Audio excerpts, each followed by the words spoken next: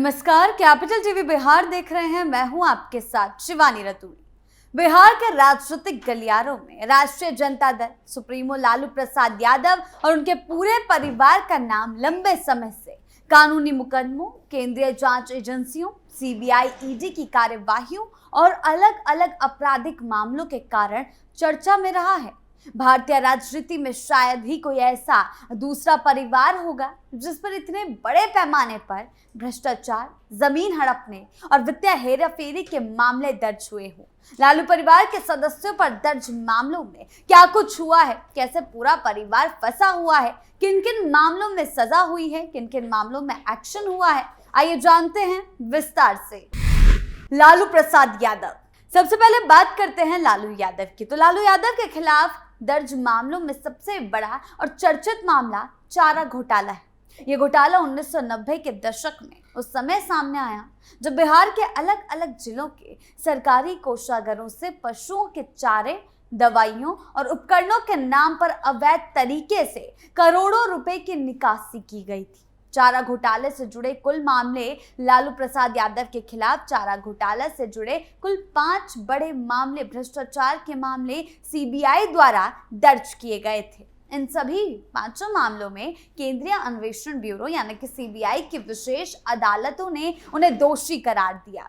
चाईबासा कोषागार मामला, अवैध निकासी से जुड़ा मामला, देवघर कोषागार मामला, इसमें दिसंबर 2017 में सजा सुनाई गई थी। दुमका कोषागार मामला, इस मामले में उन्हें 14 साल की जेल हुई थी और 60 लाख रुपए के जुर्माने की सजा हो गई थी। चाईबासा दूसरा कोषागार मामला, डोरंडा कोषागार मामला, ये चारा घोटाले का सबसे बड़ा मामला था जो 139 करोड़ 45 लाख रुपए की अवैध निकासी से जुड़ा हुआ था। फरवरी 2022 में इस अंतिम मामले में रांची की विशेष सीबीआई अदालत ने उन्हें 5 साल की कैद और 60 लाख रुपए जुर्माने की सजा सुनाई। इसके बाद आईआरसीटीसी और लैंड फॉर जॉब स्कैम घोटाला। इसके अतिरिक्त जब लालू प्रसाद यादव साल 2004 से 2009 के बीच देश के रेल मंत्री थे, तब रेलवे में नौकरी दिलाने के बदले गरीब उम्मीदवारों से बेहद कम कीमतों पर या उपहार स्वरूप जमीनें अपने परिवार के नाम लिखवाने का मामला सामने आया। इस मामले में सीबीआई और प्रवर्तन निदेशालय यानी कि ईडी ने उनके खिलाफ भ्रष्टाचार और मनी लॉन्ड्रिंग पीएमएलए के तहत कई गंभीर केस दर्ज किए। इन मामलों में वो फिलहाल जमानत पर चल रहे हैं। राबड़ी देवी, जी हाँ, अब बात करते हैं लालू परिवार की दूसरा मुखिया की यानी कि राबड़ी देवी की। बिहार के पूर्व मुख्यमंत्री और लालू प्रसाद यादव की पत्नी राबड़ी देवी भी कई कानूनी पक्षों और मामलों से घिरी रही हैं। आय से ज्यादा संपत्ति का मामला, डिस्प्रोपोर्शनेट एसेट केस। जी हाँ, मुख्यमंत्री कार्यकाल के दौरान आय से ज्यादा संपत्ति अर्जित करने के मामले में सीबीआई ने राबड़ी देवी और लालू प्रसाद यादव के खिलाफ केस दर्ज किया था। लंबी कानूनी प्रक्रिया के बाद अदालत ने उन्हें और लालू यादव को सबूतों के आधार पर बरी कर दिया था। हालांकि जांच एजेंसियों की नजरें इन पर बनी रही। वहीं लैंड फॉर जॉब घोटाला, भर्ती के बदले जमीन घोटाला, रेल मंत्री रहते हुए लालू प्रसाद यादव द्वारा किए गए कथित भ्रष्टाचार में राबड़ी देवी की संलिप्तता भी पाई गई। सीबीआई और ईडी ने दाखिल चार्जशीट में राबड़ी देवी को मुख्य आरोपी बनाया गया है। ईडी ने उनके खिलाफ prevention of money laundering act PMLA के तहत शिकंजा कसते हुए उनकी संपत्तियों को अटैच करने की कार्रवाई भी की। उन पर आरोप है कि उन्होंने अवैध रूप से ट्रांसफर कराई गई जमीनों की खरीद फरोख्त में प्रत्यक्ष रूप से हिस्सा लिया था। तेजस्वी यादव, अब बात करते हैं बिहार के पूर्व उप मुख्यमंत्री और लालू प्रसाद यादव के छोटे बेटे तेजस्वी यादव की, जो आरजेडी के अब बड़े नेता भी हैं। कई केंद्रीय एजेंसियों के आपराधिक और वित्तीय धोखाधड़ी के केस दर्ज है उनके ऊपर। आईआरसीटीसी होटल स्कैम में ये भी फंसे हुए हैं। साल 2017 में जब वो बिहार के उप मुख्यमंत्री थे, तब सीबीआई ने पुरी और रांची स्थित रेलवे होटलों के रखरखाव के ठेके निजी कंपनियों सुजाता होटल्स को देने के बदले बेनामी संपत्ति के रूप में पटना में बेशकीमती जमीन हासिल करने का मामला दर्ज किया। इस मामले में डिलाइट मार्केटिंग, अब लारा प्रोजेक्ट नामक कंपनी के जरिए हेराफेरी के आरोप है, जिसमें तेजस्वी यादव का नाम प्रमुखता से शामिल है। वहीं लैंड फॉर जॉब केस, इस मामले में भी तेजस्वी यादव सीबीआई और ईडी की जांच के दायरे में हैं। केंद्रीय एजेंसियों का आरोप है कि इस पूरे षड्यंत्र में परिवार के बाकी सदस्यों के साथ तेजस्वी यादव भी साझेदारी रहे हैं। उन्होंने परोक्ष रूप से इन बेनामी संपत्तियों और कंपनियों का फायदा उठाया। इन मामलों में वो नियमित रूप से पेशी और कानूनी कार्रवाई का सामना कर रहे हैं। मीसा भारती। लालू प्रसाद यादव की बड़ी बेटी और राज्यसभा सांसद मीसा भारती पर भी मनी लॉन्ड्रिंग और बेनामी संपत्ति के गंभीर मामले दर्ज हैं। मिश्रित बेनामी संपत्ति और शेल कंपनियां मामला प्रवर्तन निदेशालय यानी कि ईडी ने मीसा भारती और उनके पति शैलेश कुमार के खिलाफ दिल्ली के फार्म हाउस और बाकी अन्य संपत्तियों से जुड़े बेनामी लेन देन मामले में शिकंजा कसा था। ईडी ने आरोप लगाया था कि शेल फर्जी कंपनियों के जरिए काले पैसे को सफेद किया गया और दिल्ली के बिजवासन इलाके में एक महंगी संपत्ति खरीदी गई। इस मामले में ईडी ने उनके खिलाफ चार्जशीट दाखिल की है और धन शोधन निवारण अधिनियम के तहत मुकदमे चल रहे हैं। इसके अलावा लैंड फॉर जॉब्स केस में भी उनका नाम ईडी की चार्जशीट में शामिल है। तेज प्रताप यादव। जी हाँ, बात करते हैं तेज प्रताप यादव की, लालू यादव के बड़े लाल की। हाल ही में बिहार में अलग अलग विरोध प्रदर्शनों जैसे नीट पेपर लीक और अन्य राजनीतिक आंदोलनों के दौरान हुई हिंसा और तोड़फोड़ के सिलसिले में तेज प्रताप यादव की मुश्किलें काफी बढ़ गई। पटना पुलिस ने उन पर भारतीय न्याय संहिता बीएनएस की धारा 109 यानी कि हत्या की कोशिश समेत कई अन्य गंभीर धाराओं के तहत आपराधिक केस दर्ज किए।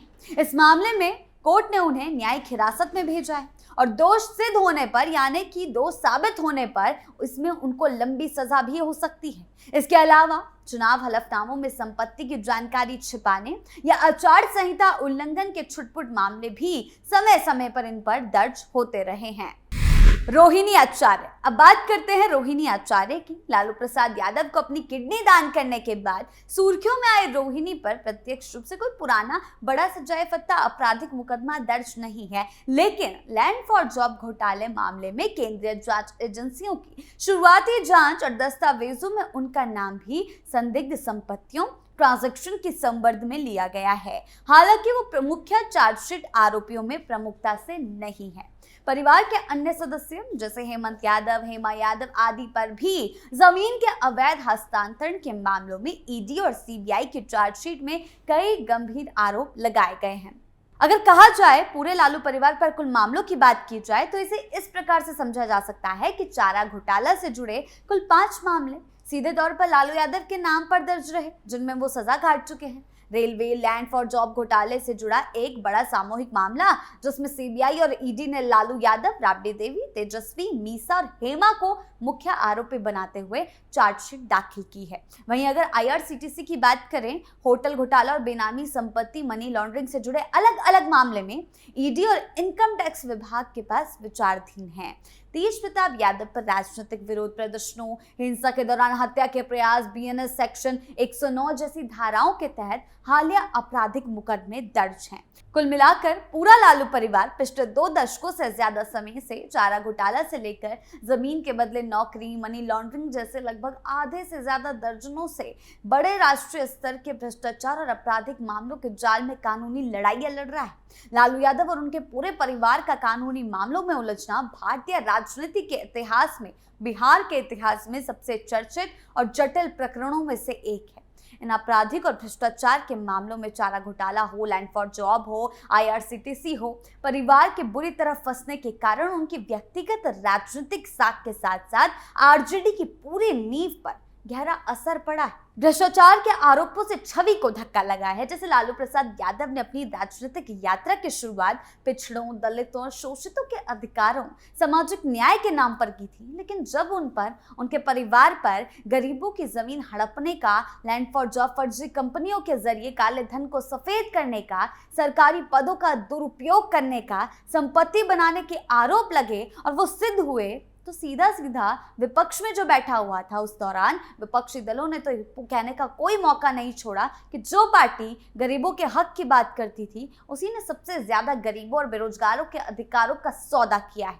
नैतिक नेतृत्व का संकट बन रहा है। इन मुकदमों और सजा के कारण लालू यादव लंबे समय तक राजनीति और चुनाव लड़ने से अयोग्य रहे, डिस्क्वालिफाइड हो गए, जेल में रहे। उसके बाद उनकी पत्नी राबड़ी देवी मुख्यमंत्री बनी। इससे पार्टी के पास एक साफ वैचारिक और नैतिक नेतृत्व का संकट लगातार मंडराता रहा। लालू परिवार के इन मामलों में फंसने का बड़ा राजनीतिक नुकसान ये हुआ कि आरजेडी पर यह आरोप पूरी तरह पुख्ता हो गया कि ये पार्टी अब किसी सैद्धांतिक संगठन के बजाय केवल लालू परिवार प्राइवेट लिमिटेड बनकर रह गई है।